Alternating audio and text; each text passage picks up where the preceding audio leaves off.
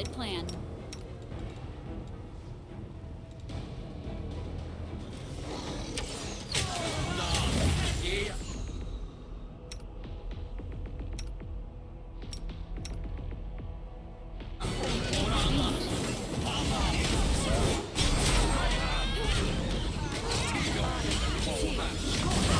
Pain is my pleasure.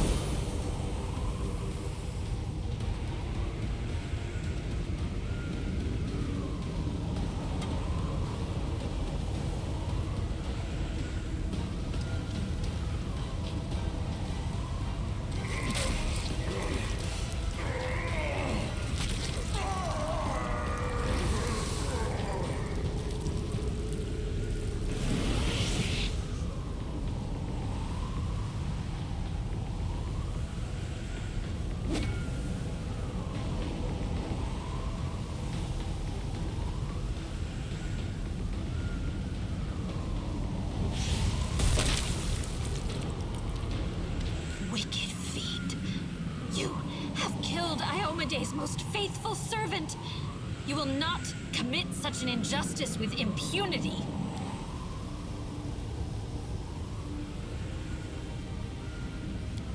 Have I been summoned merely to put this creature to death? A mortal who still shows loyalty to the queen that exiled her to the abyss. Oh yes, Galfrey guards, he'll glory with the jealousy of a lioness. But no, this creature proudly wears the knife stuck in her back, like a badge of honor. Or is the betrayal weighing you down after all? Did you come here looking for a new master? One who can help you seek revenge? I don't belong to the Abyss. I believe in Desna. I believe in mortals. And in the right to dream of something greater than being dominated by monsters like you. Well done, sister. I've always believed in you. In the name of all the gods of light who protect Galarian, you tell that thing to piss off. Why do you care about his fate? He was merely your overseer. Heaven sent him to watch over you. His only purpose was to remind you of your mission and to destroy you should you stray from the path. You shouldn't worry about him. He is just Iomede's pawn, and she did not think twice about sacrificing him. The foolish angel thought he would be forgiven for leaving Regathiel and joining Iomede.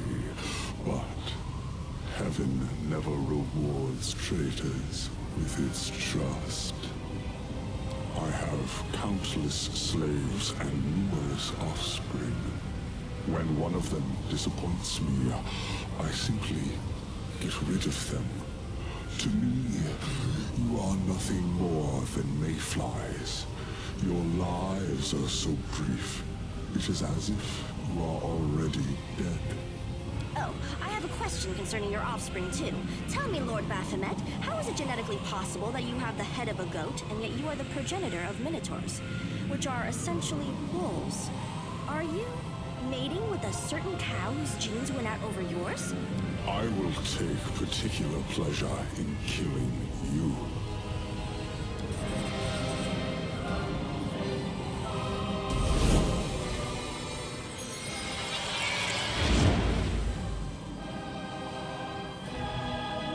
I feel power. It surrounds me from without and fills me from within. Shudder in fear, Lord of the Abyss, for you are my enemy, and I, an angel of heaven, holy warden of the Fifth Crusade, am telling you that you cannot escape from here. Death awaits you, at the hands of the one who illuminated us with this light.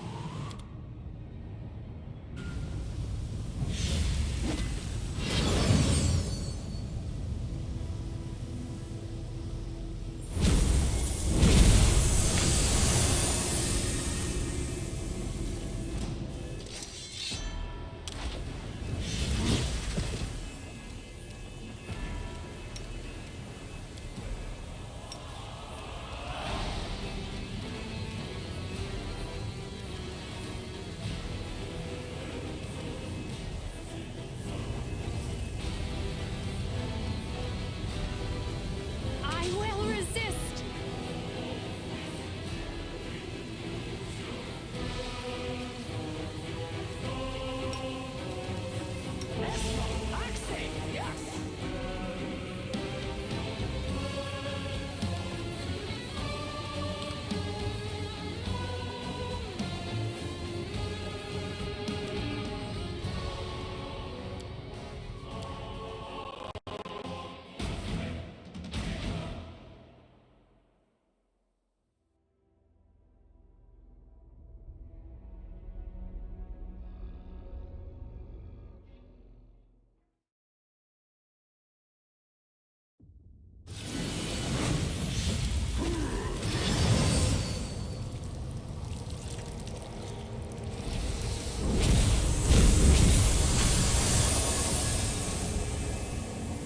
I will defend my dream.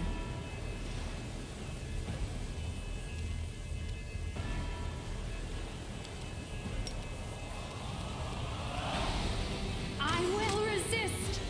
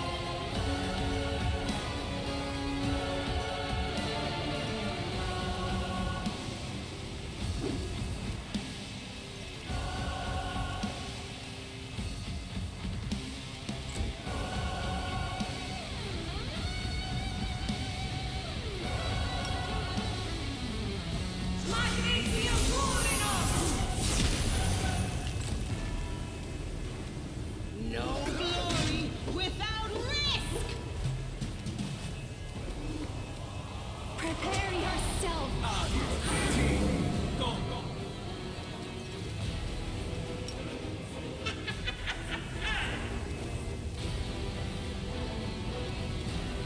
You are today's sacrifice!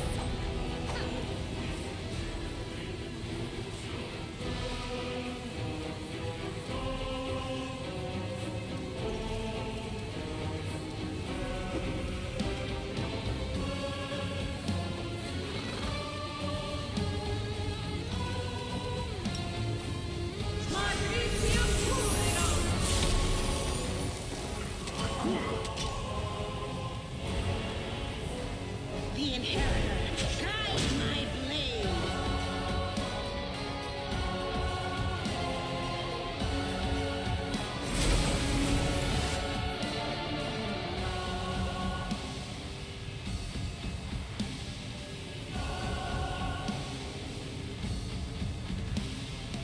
Impossible. Impossible. Asmodeus himself could not contain me, but now, a mortal.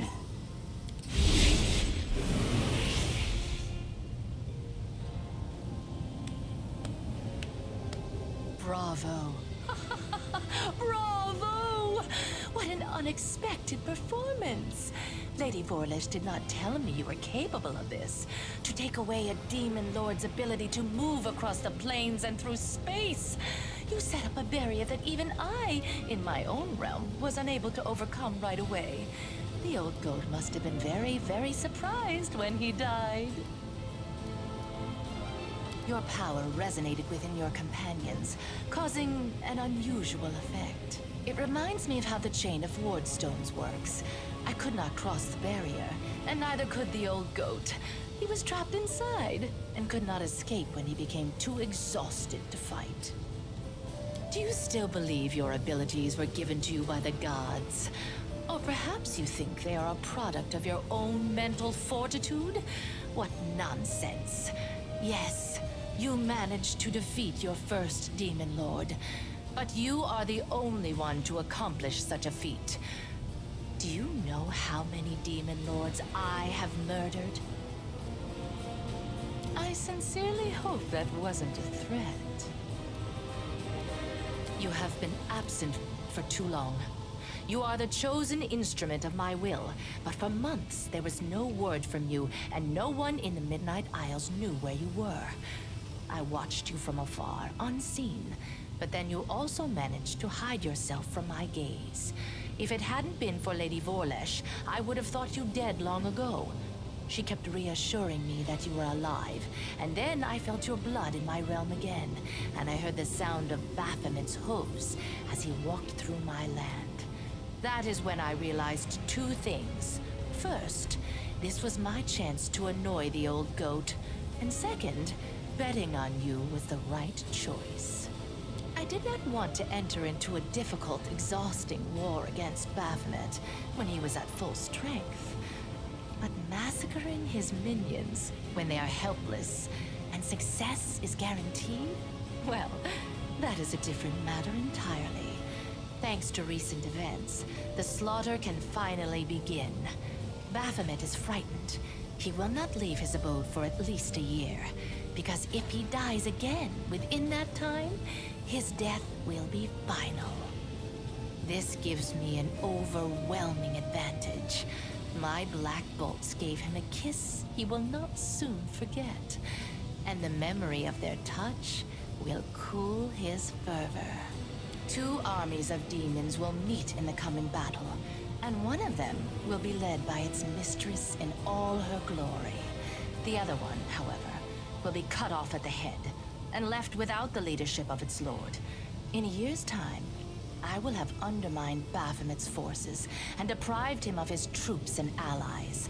By the time he finally feels invincible again, it will be too late. And instead of crushing my servants and destroying my islands, he will be forced to bargain for his life. As you can see, I won this war before it started. And it's all thanks to you. No, any demon lord that is killed will return to their abyssal realm, where they will be reincarnated. Their body will be unharmed, but the Demon Lord will be vulnerable for an entire year. If they are killed again during that time, they will be drawn into the Rift of Repose forever. However, if I kill them, they will become an island in my realm. Therefore, nothing will induce Baphomet to leave his labyrinth during the next year. Perhaps it felt that way, but believe it or not, Hepzamirah has already forgotten the hot-headed Galarian who caused mayhem throughout the city.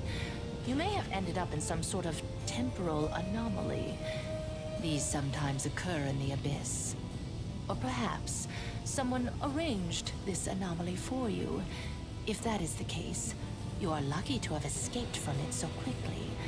You could have been gone for several centuries. Of course it has. Everything went according to plan.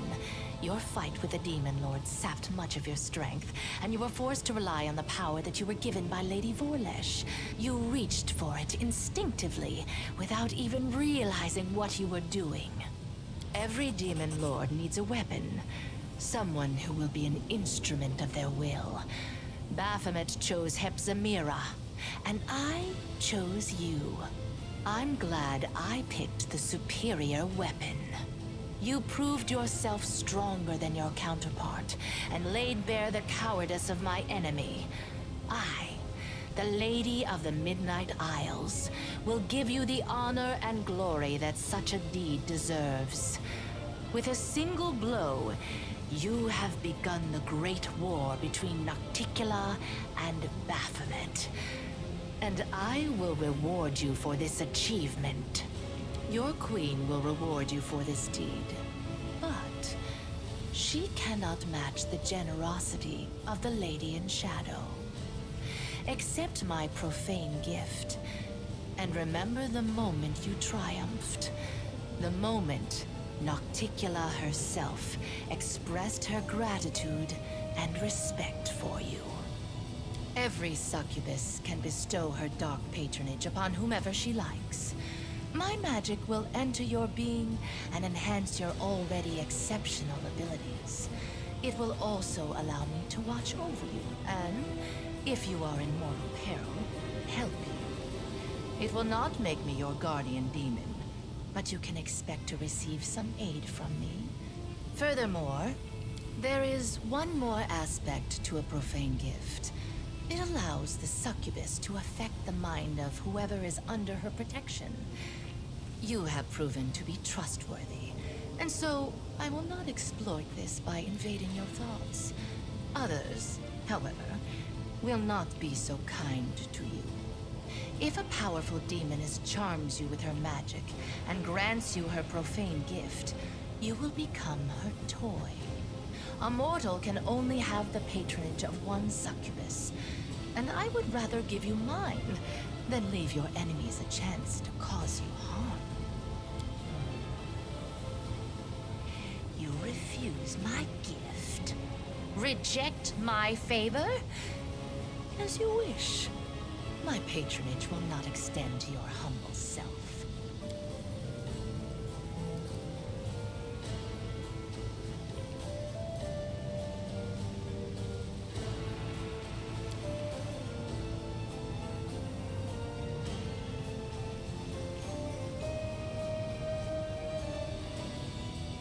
There is no point in trying to hide the obvious. This all happened because of the bolt that you used to wound Baphomet. The bolt belonged to me for so long, it absorbed the imprint of my power, making it as deadly as poison. I am the queen of the succubi, the ruler of passions and secret desires. However, I have learned to reverse my gift. I can also kill passion. With a single strike, I can suppress all desires and strong emotions, and replace them with apathy and deadly anguish. This weighs the spirit down, and strips it of its strength, leaving it as cold and passive as a stone. It can no longer depart to the Rift of Repose, or find its way to Pharasma's judgment. So instead of going to the places it would normally go, the spirit becomes solid. Do not even think about touching it. This is a Nahindrian crystal, made from the blood of a demon lord. It contains immense power, and it belongs to me. The crystal was formed as the result of a wound inflicted by my midnight bolt. Stay away. No, not normally. However, this is the work of Lady Vorlesh. When she discovered my powers, she was intrigued by them. That's why we made a deal. I would give her a few of my bolts so that she could analyze any residual traces of my power that remained on them. In return, she promised to make the bolts even more deadly. Her enchantments were supposed to give the bolts perfect accuracy so that they would never miss a target. In this regard, her spells were certainly successful. I saw the enchanted bolts flying in all directions, like a flock of frightened birds. But they invariably hit their targets. Now I know what Lady Vorlesh gained from our deal. She took the lethal power that remained on the bolts and transformed it into something even stronger and more powerful. Now, you no longer have to kill a demon lord.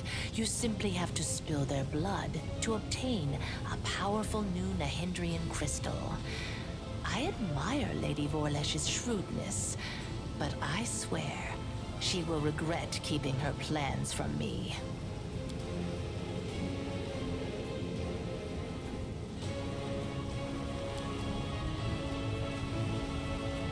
You've decided to be stubborn. Well, that's a good trait. It will be useful for the mission I've entrusted to you. So I will let you have your way. I do not wish to quarrel with you over such a small trifle. Conquest is your next step.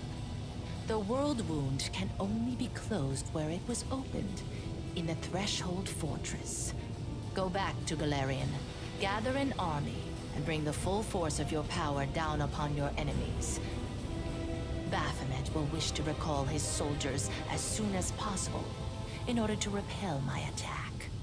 You will only have to deal with Discari's servants. When you get to the threshold, stand on the edge of the rift that connects your plane and the Abyss, and we will execute our plan. I will stop him.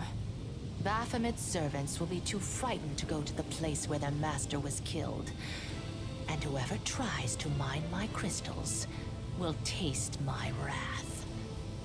You have fulfilled the mission for which you came, Galarian Crusader.